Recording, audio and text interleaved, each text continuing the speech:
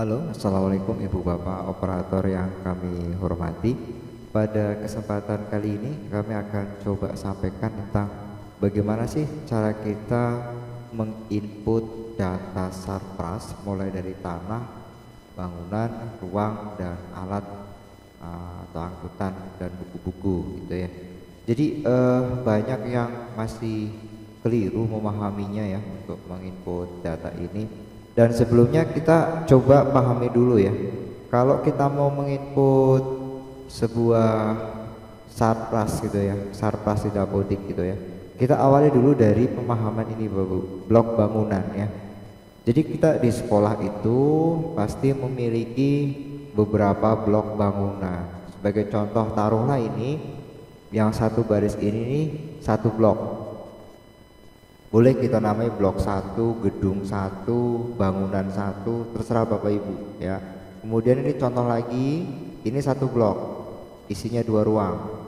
Kemudian ini satu blok lagi. Kemudian ini satu blok lagi. Nah, antara satu blok ini dengan ini terpisah, maka ini blok tersendiri. Jadi walaupun ruang itu bersebelahan gitu ya, kalau tidak nyambung, tidak jadi satu kesatuan, ya dibuat blok tersendiri ya. Blok bangunan misalnya tadi ya, bangunan 1 maksudnya satu blok ini, bangunan 2 satu blok ini, bangunan 3 satu blok ini, bangunan 4 walaupun isinya cuma satu misalnya, terus bangunan 5 misalnya ini isi 2 ruang. Jadi kita bicara blok dulu. Nah, baru setiap blok itu isi ruang apa saja. Misalnya blok 1 di sini contohnya itu isi ruang OSIS, ada ruang keterampilan, ada ruang BK, dan seterusnya. Blok 2 sini misalnya isi ruang kelas 9A, 9B, ruang guru, 9C, dan seterusnya. Blok yang ini dua ruang ini ya, ada lab bahasa, lab komputer, itu misalnya. Jadi Bapak Ibu pahami dulu, jadi dalam satu lokasi tanah yang ada di sekolah Bapak Ibu pasti ada blok bangunan. Nah, dalam tiap blok bangunan itu ada ruang-ruang. Jadi berapa blok dulu, baru setiap bloknya ada berapa ruang dan ruang apa saja. Kita mulai dari pemahaman itu dulu. Nah, nanti kondisi tiap blok, kondisi blok itu harus diisi ya. Setelah mengisi kondisi blok, baru mengisi kondisi tiap ruang dalam blok tersebut. Ingat, kami ulangi lagi ya, menginput kondisi gedung itu 2 kali. Kondisi satu blok secara umum diinput, baru nanti kita cerita atau menginputkan kondisi tiap ruangnya. Kita mulai dalam contoh ya. Misalnya kita sudah menginput tanah ya, kemudian kita klik tanah tersebut, kita akan menginputkan blok yang ada dulu nih, misalnya ya, blok yang ada dulu. Ini sudah ada 2 blok misalnya, saya akan tambahkan lagi, saya punya bangunan lagi, ini misalnya bangunan 3 atau blok 3. Nah, di blok 3 ini ada 2 ruang saja misalnya. Nah, 2 ruang itu panjangnya misalnya ya 18 meter, lebarnya 9 meter ya. Luas tapak bangunan ya hitung saja 18 kali 9 itu berapa ya. Kita coba pakai kalkulator gitu ya. 18 kali 9 ya 162 meter persegi. Nilai perolehan aset ya, nilai perolehan aset misalnya berapa waktu membangun gedung itu ya, misalnya seperti itu. Nah, kemudian di sini jumlah lantainya berapa, tahun dibangun misalnya dibangun 2004 misalnya. SK pemakaiannya maaf 2004 ini tadi ya contohnya. 2004 mulai dipakai misalnya lah ya, misalnya aja ini bulan September misalnya. Kemudian tadi tahunnya ya tahun 2004 September tanggal 10 misalnya, atau Mei gitulah, Mei tanggal 10 tahun 2004. Ini sesuai dengan register ya, register di sekolah Bapak Ibu ya, ini hanya contoh aja. Oke, kemudian kalau sudah kita simpan, kita sudah punya satu blok lagi, udah ada 3 blok misalnya ya. Ini kita ubah aja deh blok yang ini. Misalnya ini bangunan berapa ya, bangunan 4 misalnya, bangunan 4 tahun dibangun 2003 misalnya. Oke, di sini tanahnya itu namanya bangunan 4. Oke, panjang bangunan 4 itu misalnya 30 meter, lebarnya 10 meter. Oke, luas tapaknya dihitung, tanggal pemakaian misalnya 10 Agustus 2004 misalnya. Ya, ini sesuai register Bapak Ibu ya. Oh, jenis prasarana masih kosong di sini, harus diisi ya. Jenis milik itu milik, oke. Kolom jenis prasarana harus diisi. Kita cari kolom jenis prasarana. Ini ya. Ini bangunan 5 misalnya. Oke. Ya, gitu caranya ya.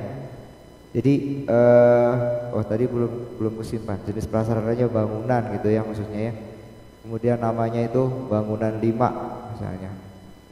Oke, kemudian tadi kita ulangi tahun dibangun 2003. Kemudian mulai dipakai tanggal 10 Agustus 2004 kita simpan misalnya. Oke, kita contohnya sudah punya beberapa blok. Ini silakan dibuat dulu Bapak Ibu ya. Baru kalau semua blok sudah, tadi ya kita kembali ke sini. Ada berapa blok gedung di sekolah kita? Itu masing-masing sekolah beda-beda tentunya ya. Selesaikan dulu input bloknya, ada berapa blok. Kalau sudah selesai input bloknya, jangan buru-buru memasukkan ruang-ruang ke dalam blok itu. Kita harus input kondisi blok ini. Ingat, ini kondisi satu blok ya, sebagai contoh ini. Secara umum kondisi satu blok ini bagaimana? Fondasinya, kemudian di situ ada kondisi balok betonnya, struktur balok kolomnya, atapnya. Ingat, tapi kita melihatnya secara utuh satu blok, jangan melihat hanya satu ruang, dua ruang. Contoh, dalam blok ini aja misalnya, di sini ada 1, 2, 3, 4, 5. Ada 5 ruang dalam blok ini. Nah misalnya ini blok bangunan berapa tadi kita buat? Blok bangunan 2 misalnya. Blok bangunan 2 isinya 1, 2, 3, 4, 5. Oke. Nah ketika kita akan mengisi blok bangunan 2, kondisi blok bangunan 2, kita harus melihat kondisi secara utuh satu blok ini. Jangan melihat ruang per ruang kondisinya ya. Oke, kita langsung inputkan di sini. Bangunan 2 kondisi pada tahun ini bagaimana? Misalnya klasifikasi kerusakan untuk fondasi, tidak ada kerusakan. Ya, kemudian kerusakan kolom misalnya dari sekian jumlah kolom rusak berapa atau berapa sentimeter persegi gitu ya. Acuan penghitungannya ada di panduan Dapodik 2020-2021 mulai halaman 42. Silakan dibaca ya. Misalnya setelah dihitung dengan rumus-rumus yang udah sesuai itu, kerusakan kolomnya 5%. Misalnya kerusakan baloknya 2%, plat lantai nggak ada ya, kerusakan atap misalnya 5%. Ingat, ini kita melihat kondisi satu blok ya, bukan per ruang gitu. Per ruang dalam blok itu enggak, tapi satu blok itu kondisinya secara umum gimana gitu kan. Kemudian simpan dan tutup. Nah, lalu kita cek kondisi yang udah kita inputkan tadi, persentasenya 12% rusak ringan. Ingat, ini kondisi satu blok, bukan satu atau dua ruang. Oke, baru di situ kalau input kondisi blok ini sudah, baru kita inputkan data ruangnya dalam blok itu. Misalnya kita lihat tadi blok ini, blok 2 isinya ruang 9A, 9B, 9C, kemudian ada ruang guru. Ya udah kita inputkan saja ya. Kita inputkan di sini. Oke. 9A ini kita ubah, pindah blok ya, bangunan 2 tadi. Kode ruang misalnya RK 9A, ruang kelas 9A. Ini kode di lokasi Bapak Ibu terserah ya. Kemudian panjang berapa, luas berapa dan seterusnya ya. Kemudian simpan. Oke. Kemudian kita lihat lagi di denah tadi. Ada 9B di situ di blok 2. Ya, 9B kita cari ini. Ubah ya. Ini karena keliru inputnya ya, dari sebuah SMP, satu SMP ini kemarin keliru inputnya. Jadi kita coba contohkan yang benar gitu ya. Kemudian ke bangunan 2, misalnya RK 9B dan seterusnya di input, simpan ya. Kemudian ada ruang guru di sini tadi kita lihat ya. Sebelum ke ruang guru selesaikan ruang kelas dulu. Ada satu ruang lagi, kelas 9C misalnya ya. Ini kita cari 9C, kemudian di sini ubah. Oke, kita masukkan ke bangunan 2 RK 9C. Sekali lagi ini saya contohkan dengan ubah ya, karena asumsinya sekolah ini udah mengerjakan tapi keliru. Jadi kelirunya adalah membuat blok bangunannya cuma satu, padahal tadi nggak mungkin lah dalam sekolah itu hanya ada satu blok. Setidaknya ada berapa blok? Contoh apa? Ruangan kamar mandi atau WC siswa pasti bloknya terpisah, nggak nyambung dengan ruang kelas misalnya seperti itu ya. Oke, kita lanjutkan. Kita lihat denah lagi di sini. Dalam denah ini ruang guru juga masuk di blok 2 misalnya. Ya udah kita pindah ruang kapsek ya. Ini cari ruang guru, ini ubah, masukkan ke blok bangunan 2 ya, misalnya RGR ruang guru misalnya, simpan. Oke, nah itu cara menginputkan ruang ke dalam blok. Kalau tiap ruang sudah diinputkan ke dalam blok, baru kita nginput kondisi ruang-ruang tersebut ya. Kalau tadi di sini kita input kondisi blok, baru sekarang input kondisi ruangnya ya kan, ruangnya. Contoh ruang 9A, kondisi 2020-2021 gimana? Kita klik ruang tersebut, misalnya kerusakan dindingnya 5%, kerusakan kacanya nggak ada yang pecah, kerusakan pintu berapa persen, dan seterusnya sampai selesai. Ingat, acuan penghitungannya rumusnya ada di Panduan Dapodik 2020-2021 mulai halaman 42 dan seterusnya. Silakan dibaca dan dipelajari ya. Tentunya minta dibantu oleh petugas yang memang memahami tentang struktur bangunan dan cara menghitung volume bangunan serta kerusakan bangunannya. Jadi misalnya luas atap sekian puluh meter persegi, kalau rusaknya cuma sekian meter itu sama saja berapa persen. Itu yang paham biasanya ya orang-orang yang terkait dengan bangunan ya. Oke, ini ya.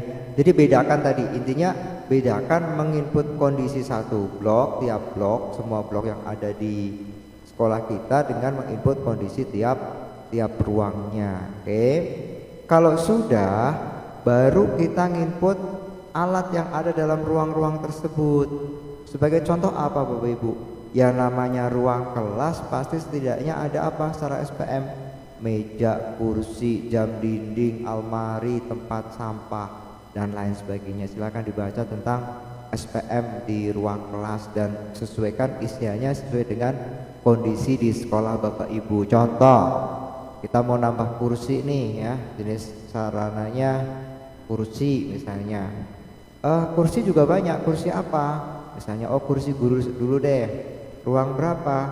Di ruang kelas 9B misalnya. Namanya apa? Ya kursi guru.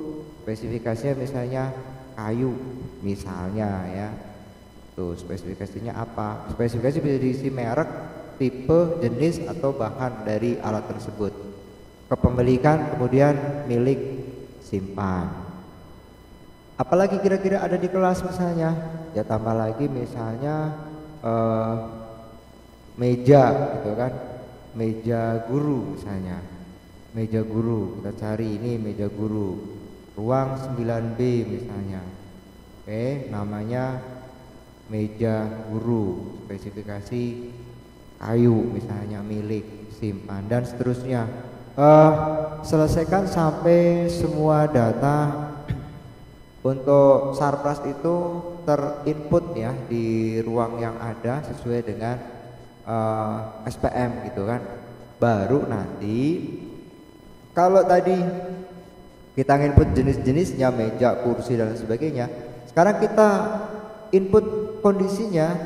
Misalnya di ruang itu kondisi sarprasnya bagaimana? Misalnya ini gayung di ruang itu gimana kondisinya? Jumlahnya berapa, statusnya gimana, itu.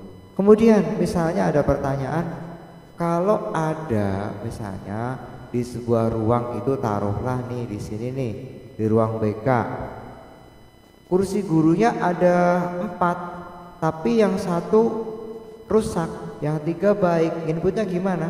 Ya di input 2 kali berarti, tambah kursi guru, kemudian menu aksi, ya kan, periodik misalnya, yang 3 ini baik, nah, simpan ya. Kemudian tambah lagi di sini, tambah lagi kursi guru nanti ya, misalnya seperti ini, kursi guru gitu ya. Tapi nanti kalau udah ditambahkan ruang BK misalnya gitu, simpan gitu ya.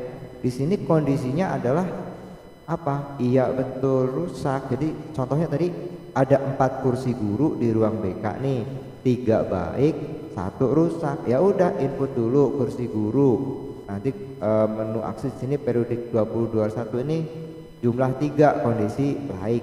Tapi input lagi kursi guru tambah rusak misalnya, itu tidak laik gitu istilahnya ya.